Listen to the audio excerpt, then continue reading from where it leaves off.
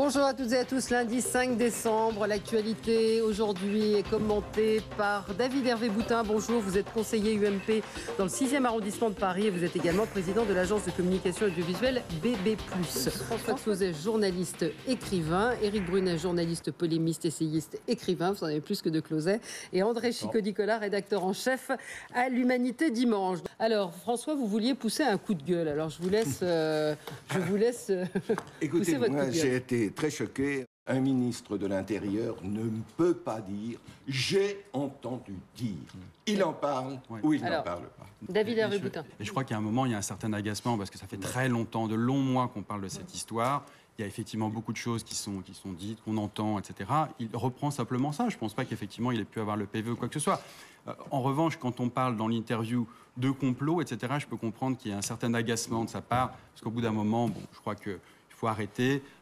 Comparer, comme ça a été le cas de la personne qui a fait l'enquête, M. Epstein, le complot autour de DSK avec le 11 septembre, etc. Ouais. Je pense qu'à un moment, voilà, c'est un peu je crois qu'il était un peu agacé. On passe à un sujet...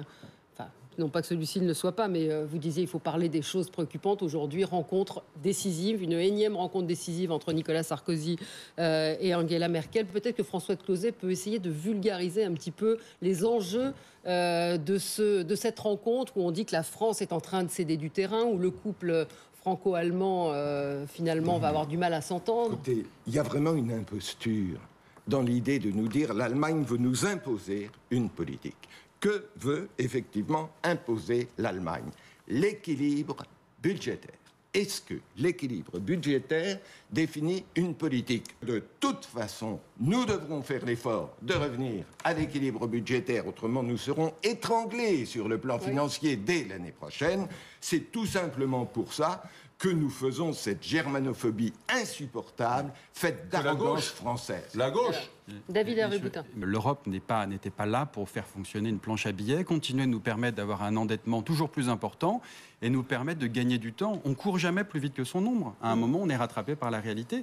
Et c'est ce qui s'est passé aujourd'hui. Alors, après avoir fait porter le chapeau pendant très longtemps sur l'Europe, en disant c'est l'Europe qui nous impose la libéralisation, l'ouverture des lignes de chemin de fer, etc. Maintenant, c'est l'Allemagne. Et quand j'entends les propos scandaleux tenus par un certain nombre de dirigeants, notamment socialistes, ce week-end, qui parlent de Bismarck, qui parlent de Munich, qui parlent de Daladier, honnêtement, je crois qu'on est vraiment dans... Et on ne peut pas revenir sur l'aspect tout à l'heure de DSK. Je crois qu'on est là vraiment dans l'outrance. Monsieur Boutin, mais je voudrais quand même vous rappeler que ça fait 10 ans, ça fait même plus de 10 ans, que vous avez promu, soutenu cette politique d'endettement des États. Vous en avez été le fer de lance, j'allais dire chaque jour, au niveau de l'organisation de la société, vous proposiez ce type de système. Aujourd'hui, on nous dit qu'on rentre dans un système de désendettement. À quel prix d'ailleurs? C'est-à-dire que les mêmes qui nous ont endettés, qui nous ont amenés à l'endettement, veulent aujourd'hui donner des leçons pour sortir de cet endettement. Certes, le président de la République a décidé d'investir à l'époque énormément d'argent, mais ce sont des dépenses, c'était principalement des dépenses d'investissement. Les dépenses d'investissement, si le plan de relance, etc., c'est tout ce qui a permis d'équiper la France et qui fait qu'on va pouvoir rester compétitif dans les années qui viennent. Parce que la France, elle est extrêmement bien équipée, elle a des réseaux qui permettent les transports routiers, ferroviaires.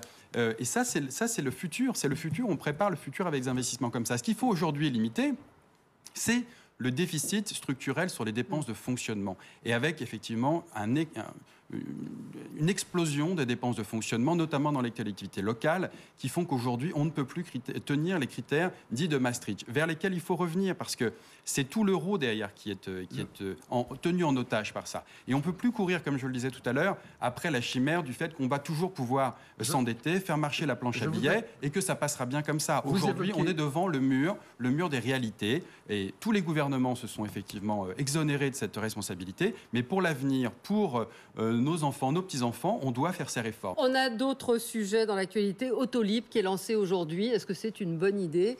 Les uns, les autres, vous êtes favorables à ces voitures donc en libre accès, un peu comme sur le principe des Vélib. Il faudra un abonnement et puis après payer à chaque fois 8 € la première demi-heure, 6 € après. Est-ce que c'est une bonne idée? Est-ce qu'on avait besoin de ça? On parle beaucoup de cette opération. Sur le fond, évidemment, on peut être que d'accord. C'est une expérimentation, c'est quelque chose... Enfin, il faut relativiser. C'est 250 voitures qui sont mises en service aujourd'hui pour 2,3 millions de Parisiens. Et on ne parle même pas de la petite couronne dans lesquelles ils seront situés. Et à la fin, ce sera 1600 voitures. Donc revenons à des... C'est pas ça qui va permettre de désengorger Paris. C'est pas ça qui va permettre aux Parisiens de mieux vivre. Je crois qu'on s'adresse encore à une toute petite partie de la population. Et on fait beaucoup de communication. Ceci dit, c'est vrai que Vélib avait permis au maire de Paris d'être élu en 2008. C'est une bonne initiative. Il doit miser sur le fait de refaire le coup de Vélib. Allez, on parle de la Russie. Poutine, hier, donc, son parti a obtenu 49,54% des voix, déconvenu quand même pour le parti de Poutine. Son leader, le leader du parti communiste, promet un scénario égyptien au régime de Poutine, annonçait la semaine dernière en cas d'élection truquée un scénario de toute façon à ce qui s'est passé dans les pays arabes. C'est quand même un événement important ce qui s'est passé hier en Russie. Ce qu'on peut quand même dire, c'est heureusement qu'il y a l'amnésie parfois en politique, parce que entre Poutine ou les communistes, je crois vraiment le choix est quand même assez cornélien. Excusez-moi de vous le dire, mais c'est pas... Voilà, merci à tous les quatre. Le journal tout de suite sur LCI.